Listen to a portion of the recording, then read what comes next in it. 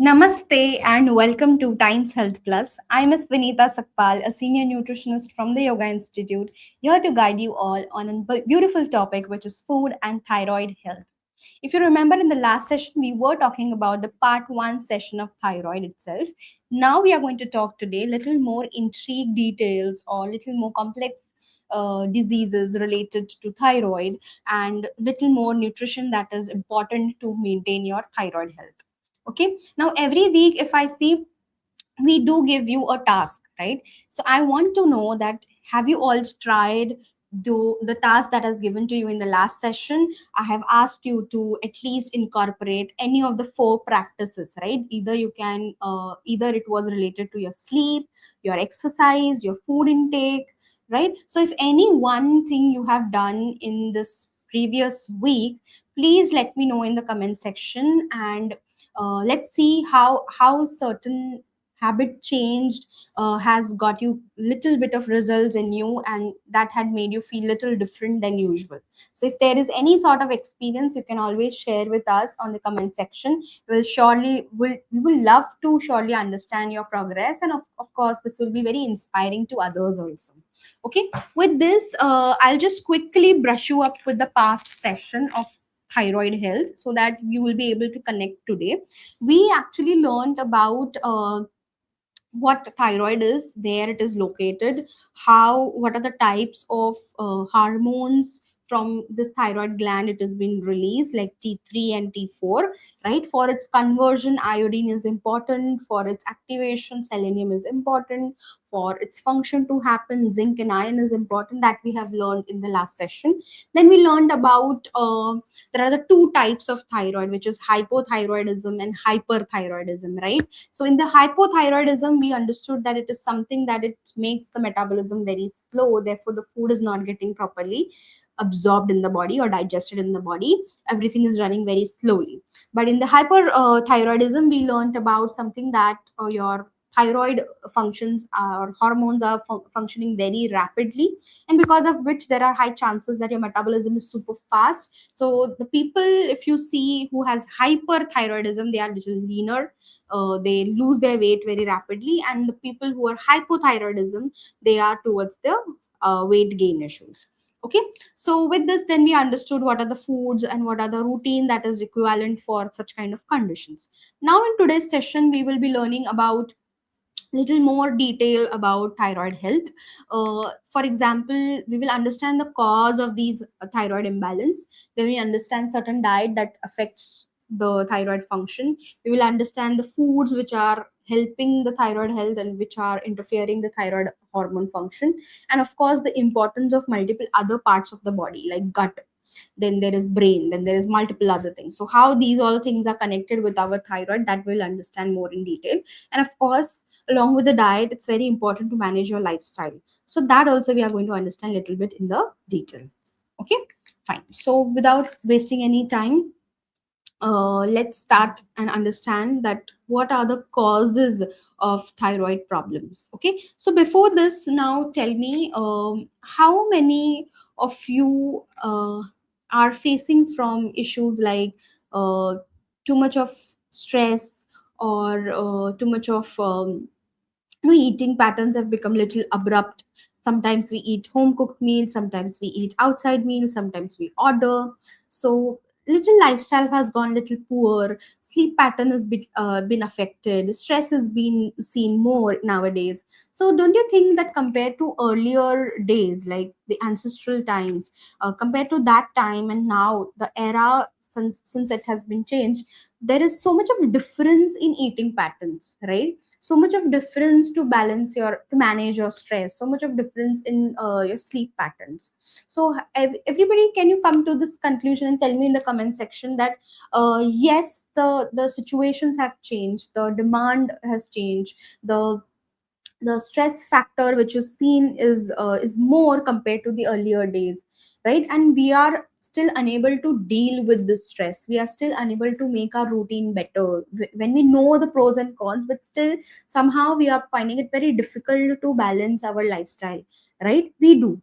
So if you compare ourselves with the ancestral era or the previous generation era, so in that, how they used to make sure that they eat homemade meals, they used to make sure that they sleep, they had their own sleep schedule, that everyone should go to bed by 10 or 10:30 and get up in the morning by 4 or 5 or 6 depending upon their work.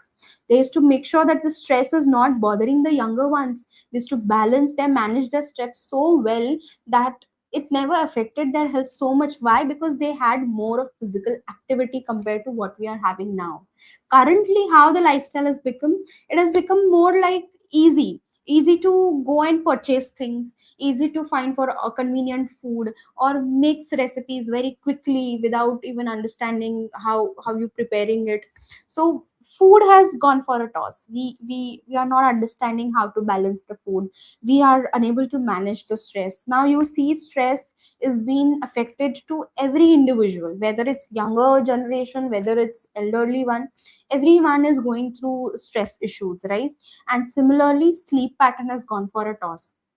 People are not sleeping on time. They don't have their fixed schedule. Someday they'll sleep 10:30, someday they'll sleep at 11:30. Weekends aaya to you go to bed around 12:30 or 1 o'clock, or sometimes few may people go to 3 o'clock also, right? So this abrupt changes that we are seeing in our lifestyle so much, that is the major cause for our multiple disorders or diseases that we are getting, right? And specifically, the thyroid hormone functions only on the circadian rhythm, that is the biological clock that we have in our body.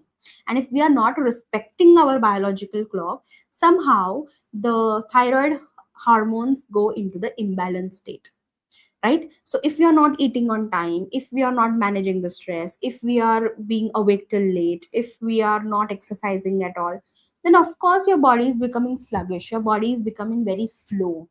And when your body becomes slow, then somehow a lot of fat storage keeps on increasing, a lot of things gets accumulated in the body, because there is no physical activity, you're not sweating that much, you're not getting all the toxins out of your breath or perspiration. So everything stays inside your body, and that sluggishness leads to all the disorders, right? So these are the major cause for the thyroid hormones. Like you have to make sure, see your stress levels, you have to see whether your sleep pattern is better or not, whether you're consuming a lot of processed foods. Even though the processed food, the packaged foods are become like a convenient option, easy to go and grab and consume, but are we taking that effort to flip the packet and read the ingredients before purchasing it? We don't. We, even though we have the awareness in the market, but still we are not putting things into our habit, right? So processed food intake has increased, because of which deficiencies have seen more. Every now and then, every person, if you go and ask, you will find vitamin D is low in them, you will find calcium is low in them, you will find iron is low in them, right? So these all nutrition deficiencies are not something that is showing you temporary effect, it is giving you long term effect in your body. So that is one of the issue we have seen. Hormonal imbalance is being seen. Sedentary lifestyle, sitting job has increased so much that there is no physical activity. Working hours have broadened so much that we are not removing time for our physical activity, right? So these are all the causes that leads to thyroid problem. Okay. Yes, Nidhi ji, I'll surely take your questions at the end of the session. We have a Q&A session there. I'll surely address your issues. Okay. So, as mentioned, thyroid problem is not because you are not eating something, or something is not going in your body, and because of that deficiency, thyroid happened. It is majorly the lifestyle change. More you disturb your lifestyle, more you go away from your biological clock, more you will start seeing hormonal imbalance. And when there is hormonal imbalance, you will see that your thyroid functions are not working that adequately or that accurately, because your gut and your thyroid are directly connected. Your thyroid and your hormones are directly connected. Your thyroid and your brain directly connected. That's the reason, if your stress is there, thyroid will affect it. If your gut is poor, thyroid will get affected. If your hormonal imbalance is there, thyroid is getting affected, or vice versa. If thyroid has been affected, then these all things will get affected. Okay, so now let's move ahead and understand how it is getting affected with the weight. Now you will find few people saying that I eat so little, still I'm gaining weight. And then you will find people who says I eat so much, still I'm so lean. So here it's not about what food, how much food they are consuming. It is about how the food is getting digested in the body. The metabolism. What is metabolism? Metabolism is the food which is getting converted into the energy, how quickly and how adequately. That is called as metabolism. So every metabolism has its own rate. If in that rate things are happening, then you are in your balance. But if the rate is too slow or too fast, then it's a imbalance in the body. So specifically in the thyroid patients, you will see when the metabolism is going slow, your body is unable to burn calories. It is storing more calories inside your body, leading to fat storage. And when fat is getting stored more, you will experience weight gain. Okay, when happen this happens when your thyroid hormones are not functioning in right rate. It is functioning very slowly. Okay, that is one. Number two, you will see few people who are consuming good amount of food, and they are burning also very quickly. If you burning the calories very quickly, if you're using up the calories very quickly, they are experiencing quick weight loss, right? So too fast or too slow, both is not good. We need to keep a balance. We have to maintain the balance in our body. So that's how your weight fluctuates in the thyroid disorders. Okay, and this thyroid is reversible. It is not something that permanently it will be damaged. If you work on your eating patterns, if you work on your lifestyle, if you work on your stress, if you work on your sleeping patterns, automatically your thyroid hormones will come in a right range. Okay, fine. Now, let's understand about the thyroid and gut connection. So, in this, your gut is playing a major role. So, ideally, if you see your gut contains good immune cells, almost 70% of immunity is sitting in our gut, then you will find the only happy hormones like dopamine, serotonin are being produced in the gut and not in the brain. So if you feel happy after eating something, or if you feel emotionally positive, that is not because how your brain is functioning, it is because how your gut is functioning.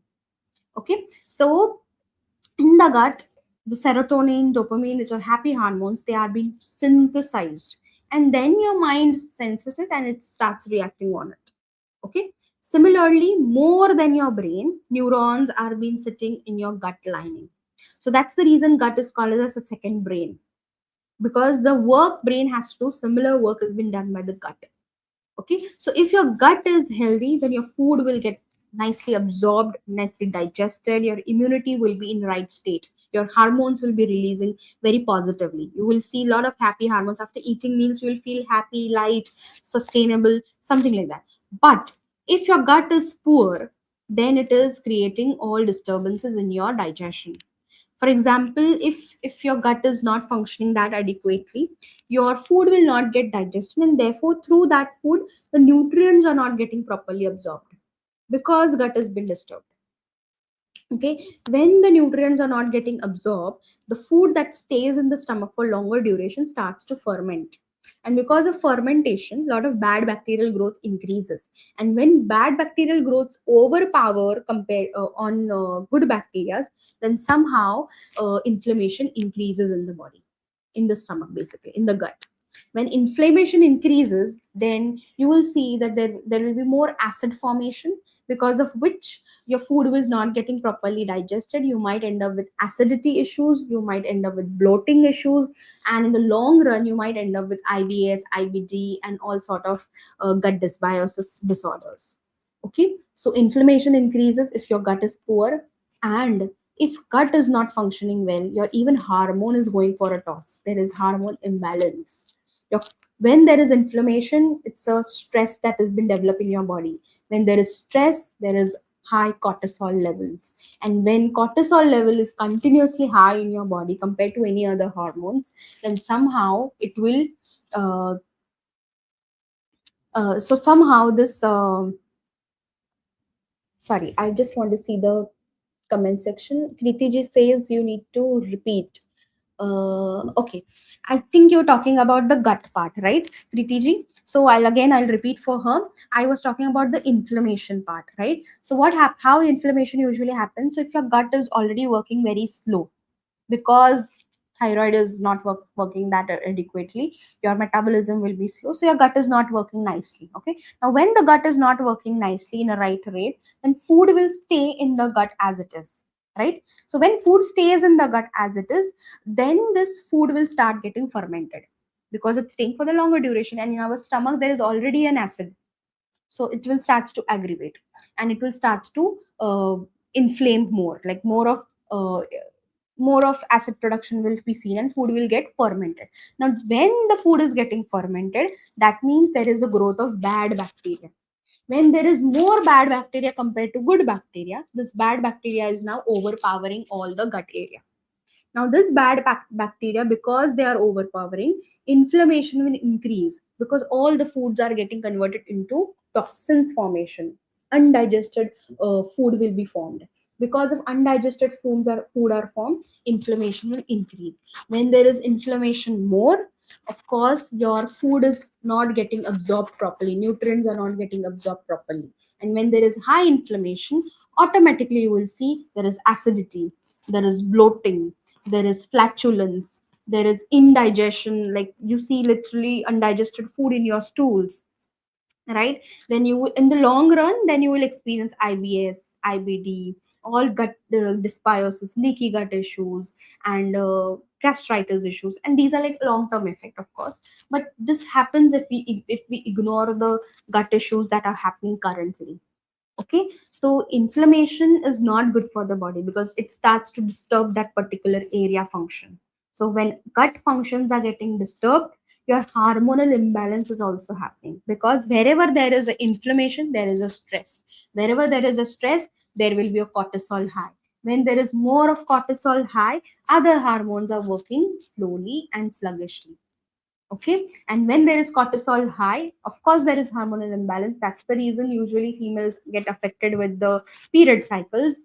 But apart from that, even cravings increase, because in high cortisol levels, our body usually crave for instant energy, because what stress is doing, it is taking all our energy, right? It is eating up our complete energy of the body, and it is making us feel tired. So in this whole process, what cortisol do, just to make you feel energetic, it will ask for some instant foods. And what are instant foods? Sugary items, salty items, namkeens. When you take this, you feel energetic immediately for short period of time. Or caffeinated products. These are all food products which gives you instant energy. And for a time period, like for an hour or so, you will feel happy because you got the energy back. And again, after an hour or so, this energy goes down, and therefore you again crave for something else. Okay, so this is all cycle. If your gut is poor, digestion not happening, inflammation happens, cortisol increases, craving happens. Craving के बाद guilt आता है, guilt के बाद again you crave something else. So this is how we have to come out of the cycle, and this usually happens in a thyroid condition also. Okay, sometimes person might not have thyroid, but still gut is being compromised so much. But vice versa, if gut is poor, thyroid gets affected. If thyroid gets affected, gut is getting affected. Okay, this is how they are connected directly with each other. Clear? Yes, Kriti ji. Okay, now let's come to a part of iodine. Now, when we talk about thyroid, iodine is one of the important mineral, because it is the one which converts the T4 to T3 in the body. What is T3? T3 is the hormone that has been generated in through the thyroid gland, and to function or to make your metabolism happen in the right rate, or to function other things in the body, T3 is the most active form that is required. So your body produce lot of T4, but the conversion to T3 happens in the presence of iodine. Okay, so iodine requirement is not too high in the body. It's very minimal. It's in the mgs, not too high. But that should be that should be taken from the right sources, like iodized salt. So a thyroid person who has hypothyroid, they should take iodized salt, because the metabolism is slow. But a hyperthyroid should restrict the iodized salt, because already everything is happening at high rate. Okay, so iodized salt is majorly for the people whose thyroid hormones are working very slowly. because iodine is required for the conversion of T3, T4 to T3, and that T3 will be used up for the multiple functions of our body. Okay, other sources from where little iodine you will get is the dairy products, specifically milk has little iodine inside it. Seafoods or seaweed that has good iodine source. Some of the grains has, but not too much. But majorly you will find iodine in the iodized salt because it has been fortified. Okay, sea salt is been fortified. So now along with this, a balance is required. Nothing too much should happen. If you are aiming that you have to maintain the iodized salt content just for your thyroid hormone, then you have to even see that too much salt should not be going in your body, otherwise it will impact your blood pressure. So everything need to be in balance. Okay. One question has come in. Kavita ji says, "Good morning, ma'am. Please address the issue of muscle stiffness in some upcoming sessions and guide us how to resolve this issue of muscular weakness and stiffness through improved nutrition." Very nice. So what we do usually after every session, we give you a feedback form. I would really like if you put what other topics you want us to explain you to the nutrition point of view in that feedback form, so that I'll get those information and accordingly I'll present the sessions. Okay, fine. Let's move ahead and understand the role of selenium. This I have explained in the previous class also, but this is like a revision because this need to be registered in the mind very nicely for your thyroid health. Now, selenium is the one which actually activates the hormones T4 and T3 so that the conversion happens. Okay, so activation, inactive hormones ko activate karna is the work of selenium. Okay, so whenever there is a use of hormones, that time selenium will help to activate the T4 to T3. Okay, where you will find the selenium in your nuts and seeds. Like Brazil nut is one of the best source of selenium. So anybody who has thyroid can have Brazil nut into their diet. Specifically, empty stomach, one every day more than enough. Secondly, sunflower seeds also has is also rich in selenium. Little bit you will find in pumpkin seeds also, but sunflower seeds is having good source. Whole grains, mushrooms, they also contain little bit of selenium, so you can add into your diet. When I talk about whole grains, that means unpolished grains, okay, not the polished ones. So your unpolished rice, uh, whole wheat, okay, so means it has bran over it, whole wheat. Secondly, you can go for your jawar, bajra, ragi, oats, dalia, foxtail millet, kodo millets, different millets that have come in the market. These are all whole grains because they contains more of fiber, and in fiber only you will get the selenium inside. Okay. Fine. Next is about the role of zinc and iron. Zinc and iron, they are again a supporting, you can say, minerals that in thyroid hormone production. So T4 need to be produced in the body so that it gets converted into T3, right? So for these all production, zinc and iron is a supportive mineral. Okay, so zinc again you will get into nuts, seeds, and legumes in good amount. Iron you will get into all the green leafy vegetables, all the red color food items, lentils, beans, good sources of iron. Okay, deficiency of zinc and iron will surely impact your thyroid hormone production. Okay. Next is about foods that supports the thyroid health. Now here we have come up to the nutrition part. Now when anybody is having thyroid conditions, firstly they have to make sure that they should not have anything which is raw, because in raw vegetables you will find goitrogens inside it, specifically the cruciferous vegetables. So cruciferous vegetables means like your cabbage, cauliflower, broccoli, lettuce, bok choy. These are like cruciferous families. Okay. In this, there are high chances of having goitrogens. What are these goitrogen? These are harmful components. When we consume raw, this goitrogen goes inside your body and hinders the thyroid hormone function, leading to goiter formation. So if you, I don't know whether you must have seen people with the swelling in the neck area, so that is nothing but goiter formation that happens when too much of goitrogens are going inside the body. So this goitrogens are easily being destroyed after cooking it thoroughly. So if you are having cabbage, cauliflower, and other sources of crucial vegetables, make sure you cook it thoroughly and have it once or twice a week only, not more than that. Okay. Secondly, in whole grains, Brazil is a one. Bajra is a one which has a goitrogenic effect. So a person who has thyroid conditions like hypothyroid, they should surely avoid bajra because it contains goitrogen inside it. Okay, so try to avoid bajra. Rest all whole grains are okay. You can keep a balance of ragi and jawar also, because little bit it might also have. So bajra is a big no, but other things can be in a well balanced state. Okay, sometimes gluten leads to too much of gluten leads to inflammation in the body if already the gut is compromised and person is unable to digest gluten. So for that condition you can avoid the gluten also.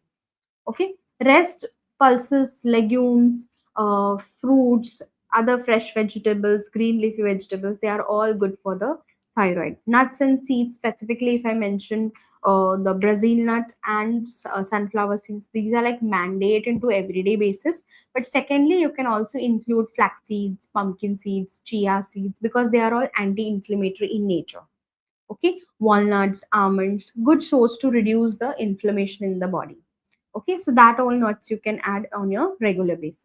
And last, it's very important to add good quality protein into your diet, because protein helps to make hormones. Protein helps to repair the cells. Protein helps to build up the metabolism. And protein helps to always keep your muscle strength. Okay, so for that reason, to keep your energy level sustained, protein is important. So every meal, make sure there is good source of protein. Okay, fine. Vijay Lakshmi says G says that how about cucumber and carrot? Yes, cucumber and carrot is absolutely fine.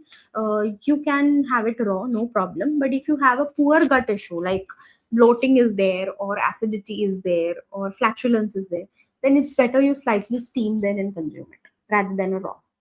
Okay, fine. Now let's understand foods that need to be limited in thyroid function. Okay. Now, as we all know, highly processed foods. See, foods closest to the nature will have all the nutrients intact inside it. Okay, because it's not been treated with anything. So in that food you will see good nutrients are there, good vitamins, minerals, carbs, protein, fats, very nicely is maintained, and you just slightly cook it and have it. It's getting readily absorbed by your body. But if that close food which is close to the nature is going through a lot of processing units, and then a product has been formed, due to this whole treatment, what is happening, the nutrients are getting depleted. Nutrients are getting depleted, and even fiber is going off. So what we get in the final product is nothing that is closest to the nature which has good nutrients. We are losing all the nutrients, and in spite we are losing the nutrients, we are adding more of chemicals inside it, so that that product stays in the market for longer duration. So we add preservative, we add additives, we add emulsifiers, stabilizers, certain color agents, anti-fumigation, anti-caking agents, right? So these are all chemicals that are being added so that that product which we have made, which is far from the nature, stays in the market for longer years and years, so that we can purchase anytime we want and we can consume.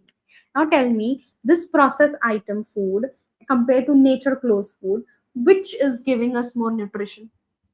Write in the comment section. If we see nature close food and if we see a processed food, which is giving more of nutrients? Yes, write in the comment section quickly.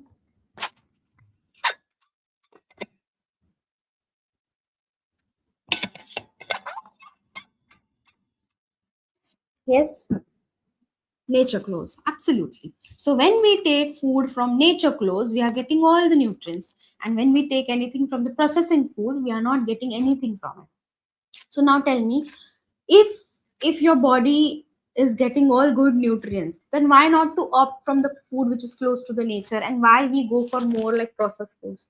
Why? Because of our senses. What is happening nowadays?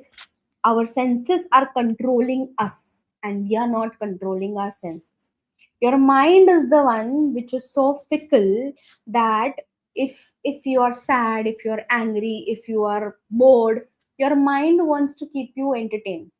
So mind will give you all the memories, all the old memories. And we all have food memories so much since our childhood till now.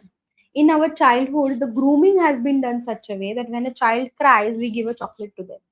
When a child is wants some particular gift or a toy, we give them a favorite food or we give them a treat. So in this whole grooming session, what has happened, we have registered a lot of memories in such a way that whenever my mind is not in the right state, I want to eat something that will satisfy my comfort zone, right? In this whole process, whenever there is a craving, you will go for these options only because that memory has been registered in particular way, right? And so what happens, instead of going for a healthy food, we always go towards a processed food because it has been enhanced in certain way that it's satisfy our palate and our mind.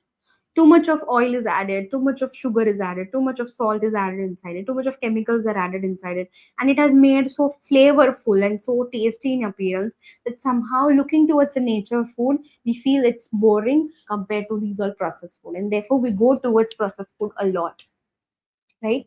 And if we start eating it like a binge, if we binge on it continuously, if you're having and you're finishing that complete packet, you're just not realizing because it's tasty, it's addictive. So you'll keep on having and you'll finish up the packet. And after that, how do you feel? You feel happy for a while, but after some times you will feel bloated, you will feel sluggish, you might even get guilt that, oh my god, I had so much of chips currently, I had so much of ice cream currently. So this guilt will again put you under a stress.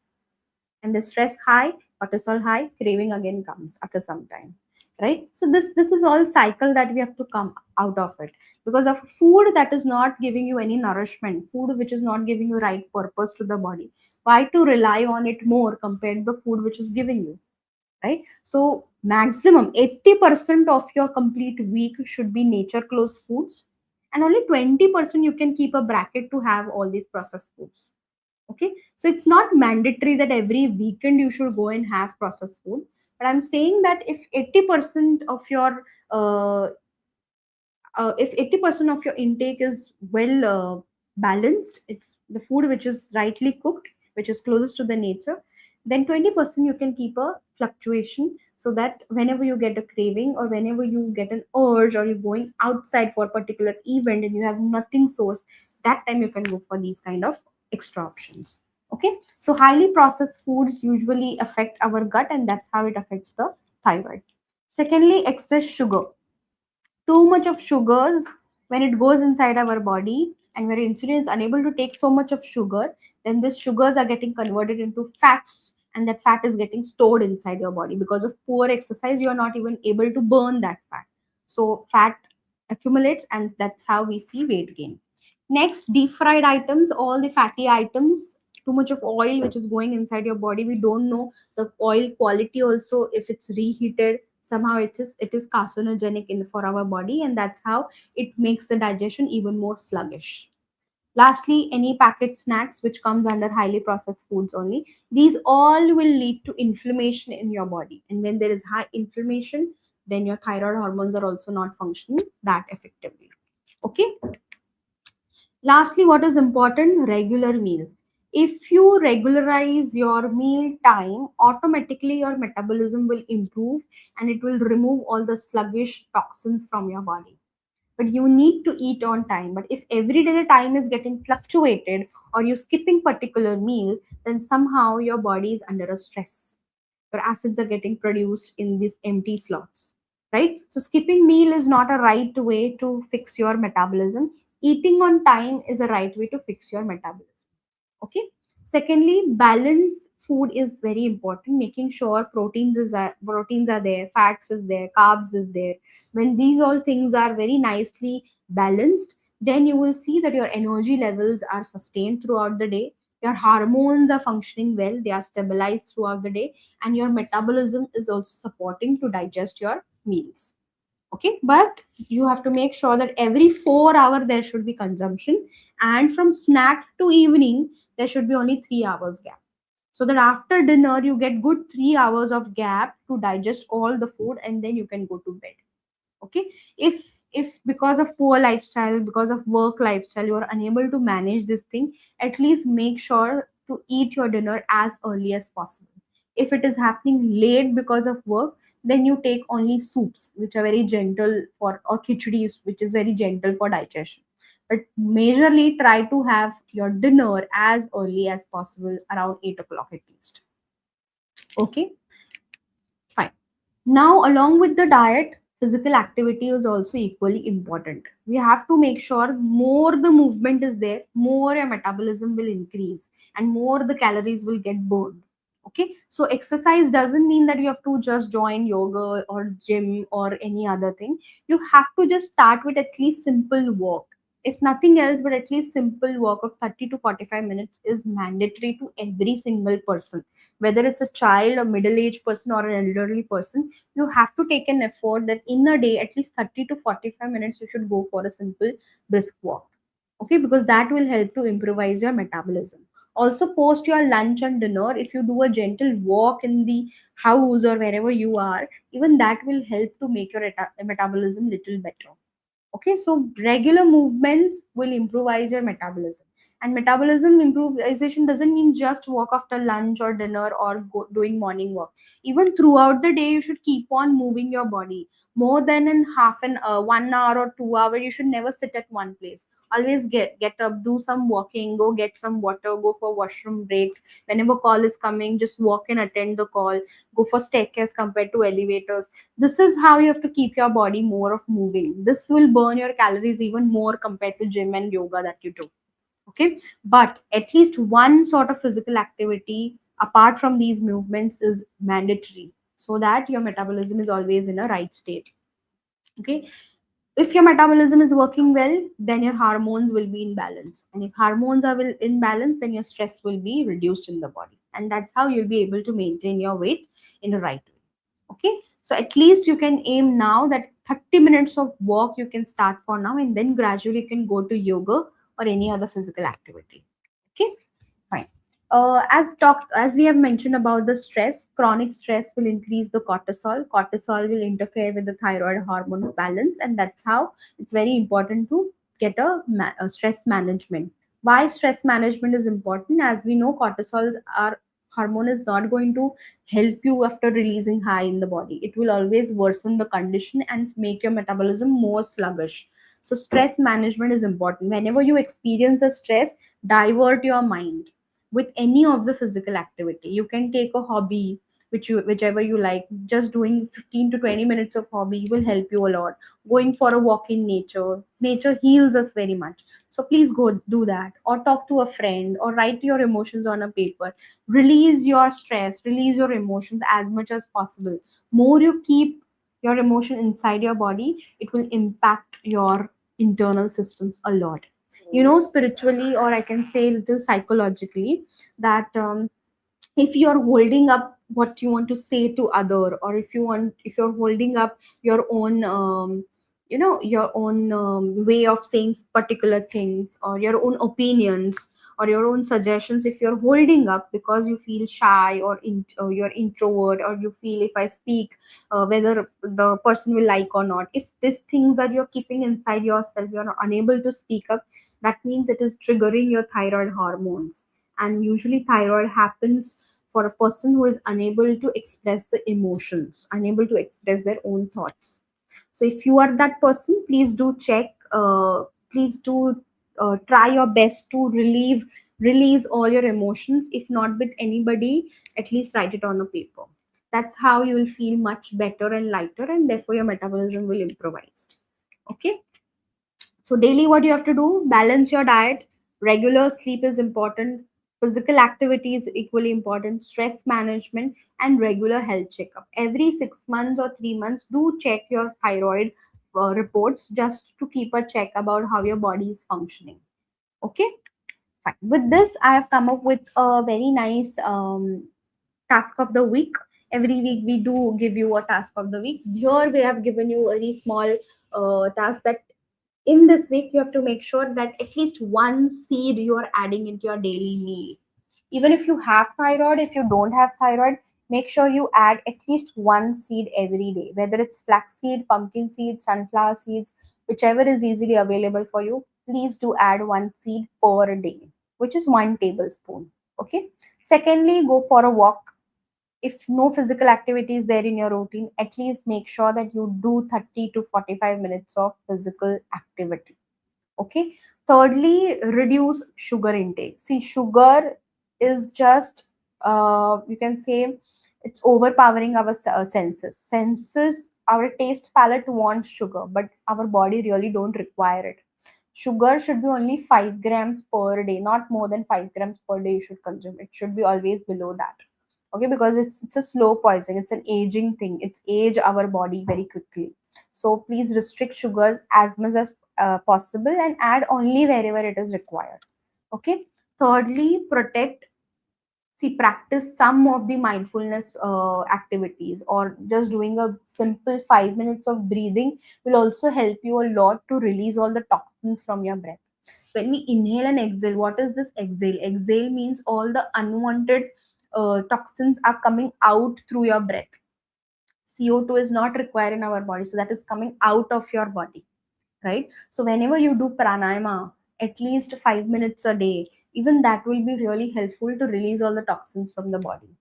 Okay, so practice any of the stress bursting uh, routine, which is meditation or physical activity or journaling or whatever, going for a nature walk, whatever is comfortable for you, just choose that and be consistent with it. Anything, if you want to see result in your body, you have to be consistent for good 3 months. Then only you'll be able to get rid of your conditions. Okay, so with this, we have concluded the today's session. Please do not forget to follow us on the social media, Times Health Plus. These all recordings are there on their page. So whenever you want to refer to any of our topics, you can always go and refer to their page. Okay, now we are opening up with our Q&A session. So anybody who has any questions can put up their questions in the comment section. Okay, सबसे पहले I'll take Kavita ji. Yes, I have already answered her. Mm, okay, Neelamji says, will you please give suggestions of proteins for vegetarian? Yes, absolutely. So, in terms of veg proteins, all varieties of dals like moong dal, masoor dal, tur dal, chana dal, urad dal, really good dals. But if you have a poor gut, make sure tur dal, chana dal, and urad dal you restrict it because they are heavy to digest. So, moong and masoor are the safest dal. Okay. Secondly, all your legumes like your whole masoor, your whole green moong, or moth beans, whole moth beans, or if you see chana, rajma, chole, these are like good legumes which are rich in proteins. Okay. Apart from this, proteins you will get from dairy products like milk, paneer, curd. Curd has little bit of protein, but it does have. So that you can introduce on regular basis. Soya and soy products like soya, tofu, soy chunks, soy granules, these are like good sources of proteins that you can also incorporate into your diet. Little bit of protein, like 2-3 grams of protein you will get from whole grains and nuts and seeds. Okay, but major maximum amount of proteins you will get from these other sources which I have mentioned earlier. Okay, Neelamji. Okay. Yes.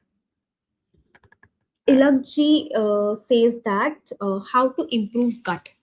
Very nice. So we have actually created a proper session of like 2 parts of sessions on gut health, which you can always go and refer on the Times Health Plus platform. But very quickly, I'll tell you, if you want to keep your gut healthy, start eating on time. It's very important to fix your schedule if you want your gut to function naturally. See, when you have your meal at 8 o'clock, your body takes 3 to 4 hours to digest that food. After the digestion, then only the hunger starts building up. The hunger signal is released. So you get your hunger right after 3 to 4 hours. Okay. So when we maintain this pattern, then only your gut will function in right way.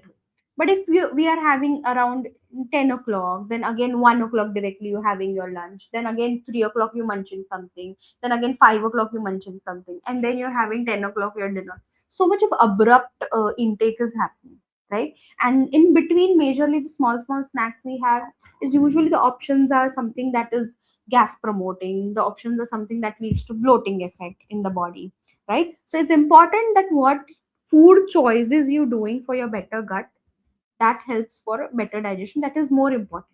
So what you have to do is firstly fix your eating pattern. Secondly, every meal there should be more of proteins, more of vegetables. See, 50% of your plate should be vegetables.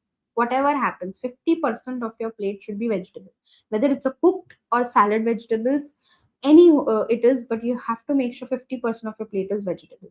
Then comes your carbohydrates, which is your chapati or rice or any other millet bhakri you are consuming. These all will come. Okay.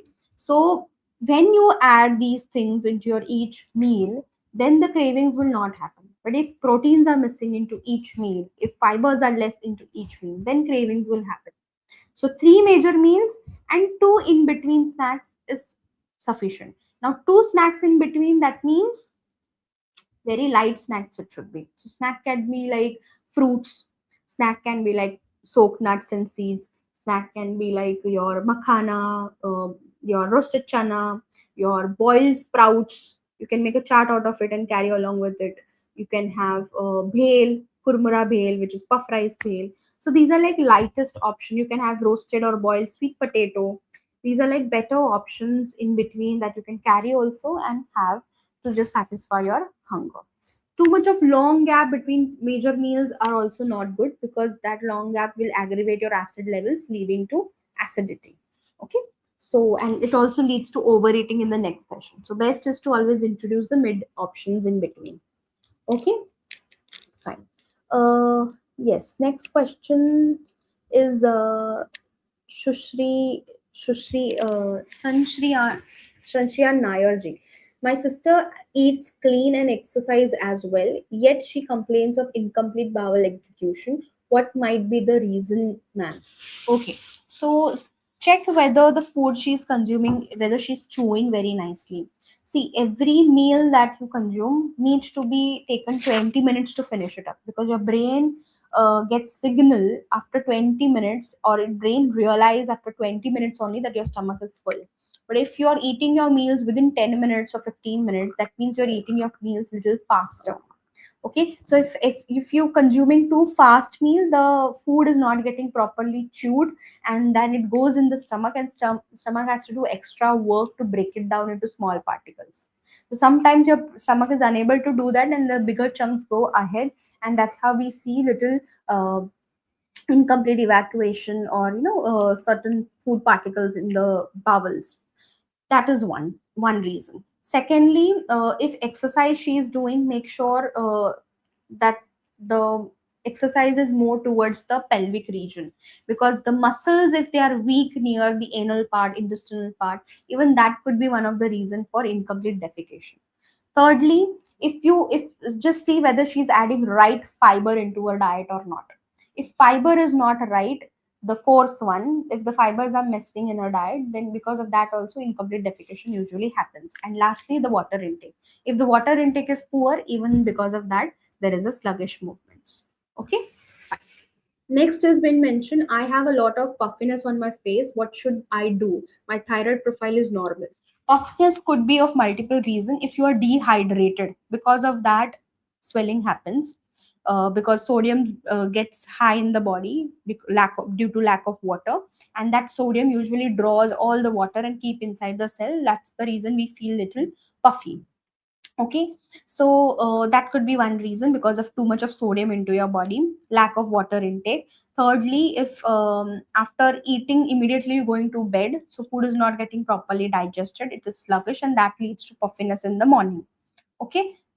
Rest could be, you need to check your other parameters of your body, where if cholesterol is little high or low, or if heart function is being pressurized. Because of that also usually swelling happens in the body. But face puffiness is usually because of poor blood circulation or sodium retention in the body. So you have to check whether the foods that you're consuming, the processed foods, if they are high in sodium, then that could be one of the reasons for puffiness. Okay. um Next is about walking and eating properly still does not help with metabolism. What still need to be done? Okay. Now, Suchita ji, eating properly doesn't mean that you have all the meals on time and still and you're going for a walk, still it's not improving your metabolism. There could be multiple reasons. You need to check whether your hormones are working in a right way or not. You need to check whether the meal that you're consuming has more of proteins and more of fiber or not. Okay. Thirdly, you have to see whether you're hydrating well or not. Fourthly, you have to see the exercise that you're doing is of same intensity throughout the life. Then no, we have to keep on changing, increasing the intensity of exercise. More intense you make your exercise routine, more your metabolism will improvise. If you have a sitting job, make sure you do a lot of movements throughout the day. Exercise doesn't mean that only in the morning you did the exercise and rest of the day you sitting, you just lying, you doing nothing physical activity. No, even in spite of doing exercise in the morning, it's very important throughout the day you keep on moving. Throughout the day there should be some movement in the body. That's how your metabolism will be improvised. Okay. Kritiji says nuts, how much quantity should we take? Dry fruit is included or not? Okay, nuts and dry fruits is all together one only. I'm trying to tell you all. So approximately 15 grams a day is more than enough.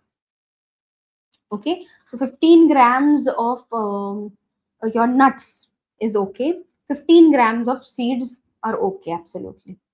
Okay, per day, not more than that. Okay.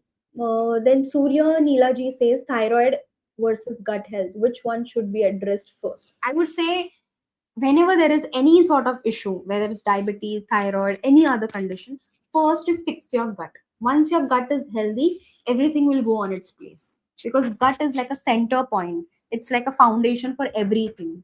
So if your gut is becoming healthy, rest all will come in a right place. Okay, fine. Tell us about meals and snacks. I can't see.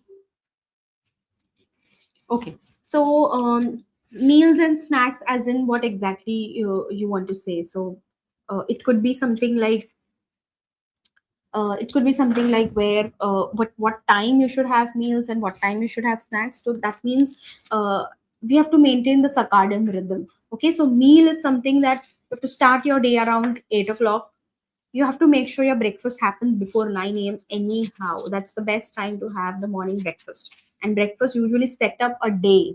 Breakfast usually sustain gives you the sustainable energy throughout the day to do particular task, right? So basically, meals should be having at 8 o'clock. Then at 12 o'clock, your main lunch. Then 4 o'clock is your evening slot. Then dinner should be around your sunset time. That's the ideal way to have your meal and snacks. Okay. Fine. Okay. One person is asking, I'm 61 age male. I have lots of thorough through the day. What should I do? I didn't get you, Kriti ji. Okay, lots of burp through the day. What should I do? That means it could be one thing that you having your meals with longer gaps. So that is creating a lot of gas inside your body. Or if you're having too much of gassy food products, that could also be one of the reasons for burp. So try to avoid tur dal, urad dal, chana dal, chole, rajma, chana, because these are all gassy. Try to avoid capsicum, broccoli, too much of broccoli, too much of bell peppers, too much of potatoes into your diet, or too much of I can say brinjal into your diet, because these are all gassy that leads to burp. And after eating, make sure you do a gentle walk so that the food will get well digested. Okay. Okay. One is saying how I feel much drowsy, eat much, balanced diet, still drowsy. I didn't get your question, Keshavji. Please rewrite it. Uh, Papadia ji says, please take one session recipes on soup salads, although many videos are available on YouTube, but those are not reliable. Absolutely. Very nice suggestion, Kapadia ji. I'll surely work on this part also because it's very important to, convert your unhealthy food options into healthy options and enjoy that. Because, see, there will be so much of foods around you and you cannot restrict them. Someday when you go step out and you feel like having some street foods, or you feel like having some processed food, but because it's unhealthy you cannot just stop eating, right? But making those unhealthy things in a right way, in a home itself, in an easier way, that's how that's how the sustainable lifestyle is all about. Okay, so I'll surely work on this part also. Vishanti ji say, how often we have to take soya chunks for thyroid patients? Soy chunks ideally contains little of nitrogens inside them, so that's the reason once a week or once in 15 days is more than enough. But you have to make sure you cook it very thoroughly, soak it very nicely in warm water, wash it, and then make your recipes. But once or twice in a 15 days is more than enough. I am feeling sleepy instead of eating balanced diet. Okay, this last question I'll take. So if you're having a balanced diet, still you feel sleepy, that means the portion size could be little extra, or in that portion size carbs was little extra into your diet. Okay, that could be one of the reasons. Secondly, post meal, if after lunch if you're feeling sleepy, then it's fine, it's okay. Why? Because in lunch should be the biggest meal of throughout the day. Breakfast should be moderate, dinner should be very light. So lunch should be biggest meal of the day, where you get all the nutrients, why the digestive agony is very high, so the food gets very nicely digested. So when the food is little high in the lunch period and a lot of efforts are going to digest it, so there a lot of energy is being used up. And since we are always sitting post lunch, this makes us feel little sluggish and drowsy because a lot of energy is being concentrated over there to digest the food. And that's how we feel little drowsy and yawnings and little lazy post lunch. So it is ideally recommended that at least 20 minutes of nap is more than enough to rejuvenate your cells and restore your energy, so that post that 20 minutes you can do all your productive work with all the alertness. Okay, fine. Okay, Nidhi ji, where is your question now? um can you just scroll upside? uh Nidhi ji, okay, let me see your question. Let me just scroll and see your question. Go up.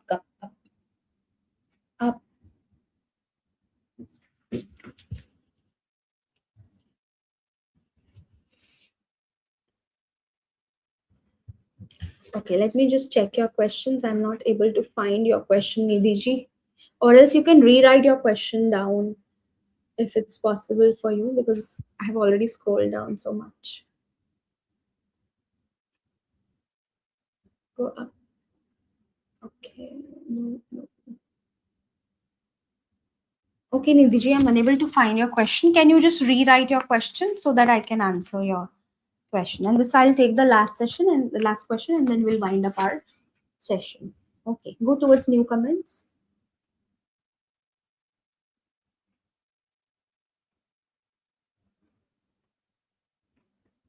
Okay. Okay, so let me give you a very quick thing. If anybody who's interested in, taking a good consultation, a diet consultation for your family members or for your own members, you can always connect with the Times Health Plus, because we do have a service of diet consultation and diet planning. So you can always connect to Times Health Plus, and if you wish, you can always connect to us for your better guidance, because this short period I cannot give you suggestions that easily, because I need to know the backstory. I need to know your lifestyle in detail, right from your childhood till now, whatever your eating patterns were, how is your lifestyle. Then only I'll be able to give you more easy solutions for your conditions. Okay, Nidhi, I'm so sorry, I'm unable to find your question. And I would suggest that can you just send your question to Times Health Plus in the feedback form so that I can revert to you. Okay, the question has come. Okay, my TSH is 12.9. Which thyroid type I'm having? And second question is thyroid varicose vein and high BP related. Okay, lovely. So TSH is high, that means you are in hypothyroidism case. You need to make sure that you get good amount of iodine, selenium into your diet, zinc into your diet, iron need to be maintained, protein need to be gone into your diet, so that and exercise should be going into your routine so that you have a better metabolism. Okay, so and everything which I have asked said about the hypothyroidism into this both the session, please do reread all the slides, understand the complete suggestions that have been given to you, and try to incorporate into your routine as much as possible. And as you mentioned, varicose veins, high bp, yes, everything is related. If see, when there is any one thing is disturbed in our body, it do have impact on the other things also. Okay, if the in hypothyroidism usually weight starts gaining up because of the slow metabolism. So when too much of weight is gaining, it's creating a pressure on your leg. If whether you're sitting for longer duration or whether you're standing for longer duration, there's a pressure on your lower extremities. All the blood streams, blood circulation is happening downwards, right? So because of too much of pressure, because of the weight and sitting condition or walking condition, that's create a pressure on the nerves, and that's how the varicose veins usually happens. And secondly, the varicose veins also happens when there is too much of sugar into the diet. So if that is there, sugar doesn't mean the only white sugar that you add into your recipes. Sugar comes from the hidden form also. So please check your processed food items that you're consuming, the jaggery or honey if you're consuming. Everything bring down to only 5 grams per day. You will surely see very good change into your condition. Okay, fine. Okay, so that's all for today. I hope the session was interactive, and I hope I have answered all the questions that you have asked me so far. Time has already exceeded. I'm sorry for this. So if you have any other questions related to this session, you can always share that with Time Center. I'll be there too. I'll be happy to answer you all. Answer you all through it. Okay. So with this, just eat with awareness. Make sure you do all the tasks that has been given to you. Hydrate well, sleep well, manage your stress, and do exercise often. Okay. Thank you and namaste. Have a happy weekend.